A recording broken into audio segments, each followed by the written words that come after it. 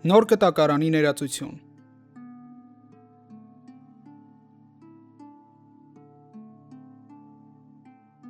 Երկրորդ նամակը Կորինթացիներին։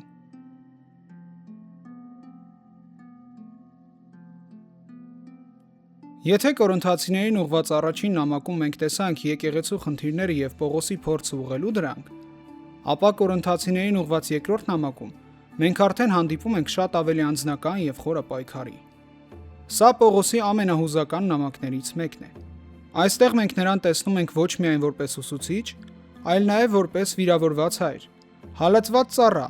եւ մարդ, որը ստիպված է պաշտպանել իր առաքելական հեղինակությունը եւ ծառայությունը իր իսկ հիմնադրած եկեղեցու առաջ։ Կորինթոսի համայնքում հայտնվել էին մարդիկ, որոնք կասկածի տակ էին դնում Պողոսի հեղինակությունը։ Նրանք փորձում էին ներկայացնել նրան որպես թույլ, անկայուն եւ ոչ բավարար հեղինակության բառաշնորհ։ Եվ հենց այս իրավիճակում է ծնվում Կորինթացիներին ուղված երկրորդ նամակը։ Բայց այս նամակի խորությունը միայն հակամարտության մեջ չէ։ Այստեղ Պողոսը բացում է քրիստոնեական ծառայության ամենախորը պարադոքսներից մեկը։ Աստծո զորությունը հաճախ հայտնվում է ոչ թե մարդկային ուժի, այլ թուլության մեջ։ Այս տեսանյութում մենք կտեսնենք, թե ինչ է իրական առաքելական ծառայությունը, ինչպես է քրիստոնյան դիմանում տառապանքին, ինչու է հաշտությունը կարևոր եկեղեցու համար, եւ ինչպես է Աստծո շնորհը գործում նույնիսկ մարդկային անկարողության մեջ։ Իսկ մինչ այդ բաժանորդագրվեք ապոլոգիա կենտրոնալիքին, որպիսի բաց չթողնեք մեր հետագա տեսանյութերը։ Հեղինակը։ Կորինթացիներին ուղված երկրորդ նամակի հեղինակը, ինչպես առաջին նամակի դեպքում, հստակորեն ներկայացվում է որպես Պողոս առաքյալ։ Սակայն այս նամակում Պողոսի ձայնը զգացվում է առավել անձնական եւ անմիջական ձևով։ Եթե որոշ նամակներում Պողոսը խոսում է հիմնականում որպես ուսուցիչ կամ աստվածաբան, ապա այստեղ մենք տեսնում ենք նաեւ նրա ներքին պայքարը, հուզական ծանրությունը եւ հոգեվոր խոցվածությունը։ Նա գրում է մի համայնքի, որի հետ ունի խորը կապ, բայց որի ներսում արդեն հայտնվել են մարդիկ, որոնք կասկածի տակ էին դնում նրա առաքելական հեղինակությունը։ Նամակի ամբողջ կառուցվածքը կրում է Պողոսին բնորոշ հատկանիշները՝ ուժեղ հռետորաբանություն, խորը աստվածաբանական մտքեր, անձնական հիշողություններ եւ հովվական զգայունություն։ Նամակի առանձնահատկություններից մեկը այն է, որ այստեղ Պողոսը շատ բաց կերպով խոսում է իր տառապանքների, դժվարությունների եւ ծառայության գնի մասին։ Նա նկարագրում է հալածանքներ, հոգնածություն, ճնշումներ եւ նույնիսկ իր թուլությունները։ Սա նամակին տալիս է բացառիկ անկեղծություն եւ մարդկային խորություն։ Վաղ եկեղեցին այս նամակը եւս առանց կասկածի ընդունել է որպես Պողոսի իսկական գրություն։ Նամակի լեզուն, մտածողությունը եւ պատմական մանրամասները լիովին համապատասխանում են Պողոսի կյանքի հայտնի իրադարձություններին եւ մյուս նամակներին։ Այսպիսով, Կորինթացիներին ուղված երկրորդ նամակում Պողոսը ներկայանում է ոչ միայն որպես առաքյալ, այլ նաեւ որպես մարդ, որ իր սեփական ցավերի եւ պայքարի միջոցով շարունակում է ծառայել եկեղեցուն։ Եվ հենց այս անկեղծությունն է այս նամակը դարձնում նոր կտակարանի ամենակենդանի եւ ամենաանձնական գրություններից մեկը։ Վավերականությունը։ Կորինթացիներին ուղված երկրորդ նամակը նոր կտակարանի այն գրքերից է, որի Պողոսյան վավերականությունը վաղ եկեղեցու եւ ժամանակակից նոր կտակարանյան գիտության մեջ լայնորեն ընդունված է։ Ինչպես առաջին նամակը, այս նամակը եւս դասվում է անվիճելի Պողոսյան նամակների շարքին։ Դրա վավերականությունը հաստատվում է ներքին անձնական վկայությամբ,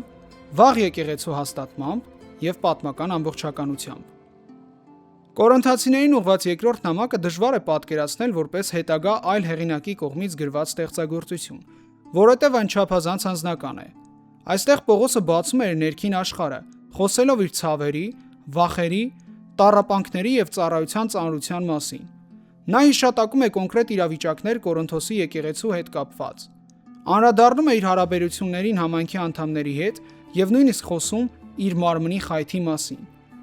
Այսպիսի անկեղծ եւ երբեմն նույնիսկ հուզական տեքստը շատ դժվար կլիներ ստեղծել որպես ուշ շրջանի տեսական գրություն։ Այն կրում է իրական մարդու եւ իրական հարաբերությունների կենդանի շունչը։ Բացի այդ, նամակի լեզուն, հռետորաբանությունը եւ աստվածաբանական շեշտադրումները լիովին համապատասխանում են Պողոսի մյուս գրություններին։ Վաղ եկեղեցին Կորինթացիներին ուղված երկրորդ նամակը եւս ընդունել է որպես Պողոսի իսկական գրություն։ Իրինեոս Լեոնացին Կղեմես Ալեքսանդրիացին եւ այլ հայրեր օգտագործում եւ մեջբերում են այս նամակը որպես հեղինակավոր առաքելական աղբյուր։ Կարևոր է, որ նամակը ճանաչվել է տարբեր աշխարհագրական կենտրոնների եկեղեցիներում առանց լուրջ վիճարկումների։ Սա ցույց է տալիս, որ դրա հեղինակությունն ու վավերականությունը հաստատված են դեռ վաղ շրջանից։ Ընթերցելով տեքստը, տեսնում ենք, որ Կորինթացիներին ուղղված երկրորդ նամակը բնական շարունակությունն այն գրվածքների, որը տեսնում ենք առաջին նամակում եւ Գործք առաքելոցում։ Այստեղ զգացում է, որ Կորինթոսի եկեղեցու հետ արդեն եղել են լարվածություններ, ցավալի հանդիպումներ եւ հաշտության հասնելու փորձեր։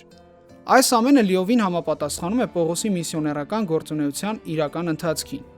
Նամակում հիշատակվող ճանապարհորդությունները, ծրագրերը եւ մարդկանց անունները եւս ներդաշնակ են Պողոսի կյանքի հայտնի պատմության հետ։ Թեև որոշ ժամանակակից ուսումնասիրողներ ենթադրել են, որ Կորինթացիներին ուղղված երկրորդ նամակը կարող է կազմված լինել մի քանի նամակային հատվածներից, նույնիսկ այդ մոտեցումները սովորաբար չեն ժխտում Պողոսյան հեղինակությունը։ Քննարկումը հիմնականում վերաբերվում է կառուցվածքին, այլ ոչ թե հեղինակին։ Այսպիսով, թե ավանդական, թե քննադատական շրջանակներում նամակը շարունակում է դիտվել որպես իրական Պողոսյան վկայություն։ Ամփոփելով, Կորինթացիներին ուղղված երկրորդ նամակի վավերականությունը հաստատվում է դրա խորը անձնական բնույթով, Պողոսին բնորոշ լեզվով եւ մտածողությամբ, վաղ եկեղեցու միաձայն ընդունմամբ եւ պատմական ամբողջականությամբ։ Սա պարզապես ուսուցողական նամակ չէ։ Սա կենթանի վկայություն է մի առաքյալի մասին, որը իր սեփական տկարությունների եւ պայքարի միջոցով շարունակում էր ծառայել եկեղեցուն։ Եվ հենց այս պատճառով Կորինթացիներին ուղղված երկրորդ նամակը մնում է նոր կտակարանի ամենամարդկային եւ ամենաանկեղծ գրություններից մեկը։ Հասցեատերերը, գրման վայրը եւ տարեթիվը։ Կորինթացիներին ուղղված երկրորդ նամակը գրվել է մի համայնքի համար, որի հետ Պողոսի հարաբերությունները արդեն անցել են բարդ եւ ցավոտ ճանապարհով։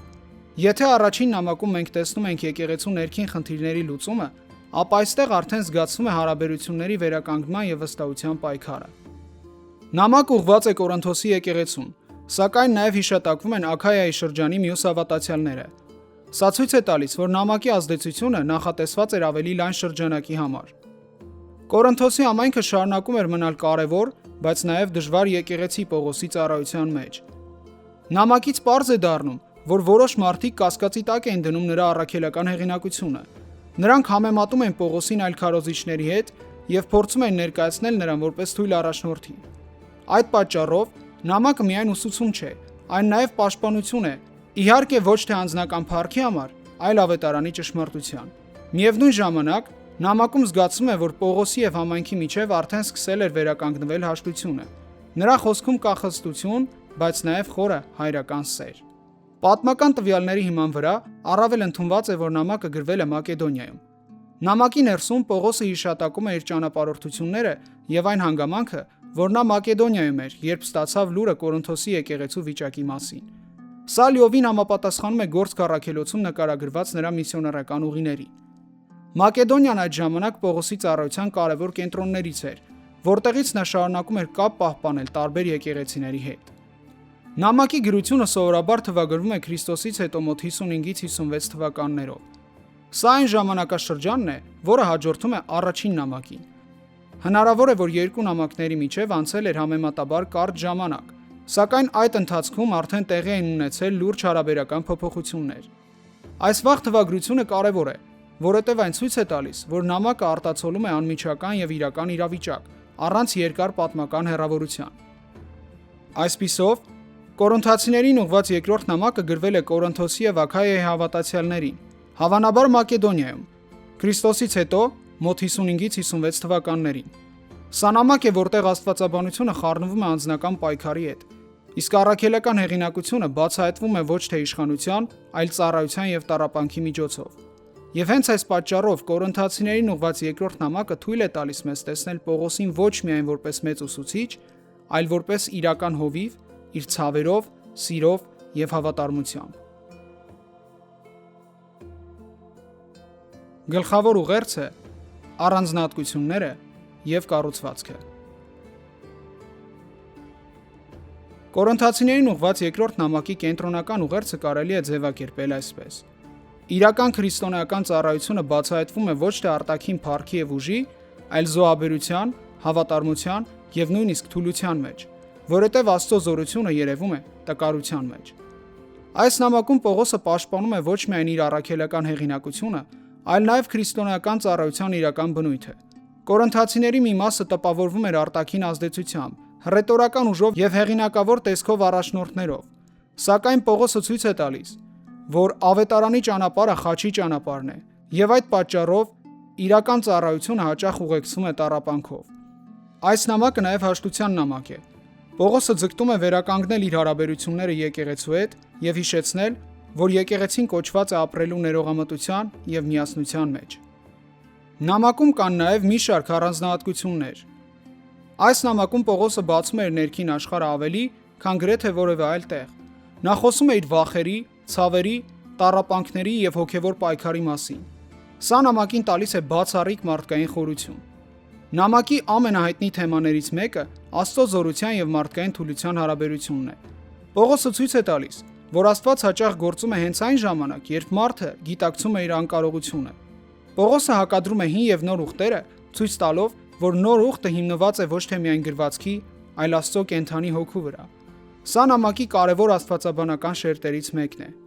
Նամակում մեծ տեղ ունի հաշտության գաղափարը։ Մարդու հաշտությունը Աստծո հետ եւ հավատացյալների հաշտությունը միմյանց հետ։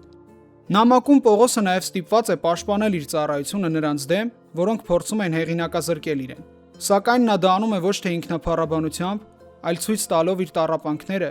զոհողությունը եւ հավատարմությունը Քրիստոսին։ Ըստ կառուցվածքի, Կորինթացիներին ուղղված երկրորդ նամակը կարելի է բաժանել 3 մասի։ Մաս առաջին՝ տառապանքների եւ մխիթարության հարցը, Պողոսի բացատրությունը իր գործողությունների մասին, նոր ուխտի ծառայությունը, հաշտության ծառայությունը եւ հարաբերությունների վերականգնումը կորինթացիների հետ։ Այս հատվածում Պողոսը բացում է իր սիրտը համայնքի առաջ։ Նա փորձում է վերականգնել վստահությունը եւ բացատրել իր ծառայության իրական բնույթը։ Մաս երկրորդ՝ նվիրատվություն Երուսաղեմի հավատացյալների համար, առատաձեռնության կարևորությունը, ծառայություն սիրո միջոցով եւ Աստծո օրհնությունը տվողի վրա։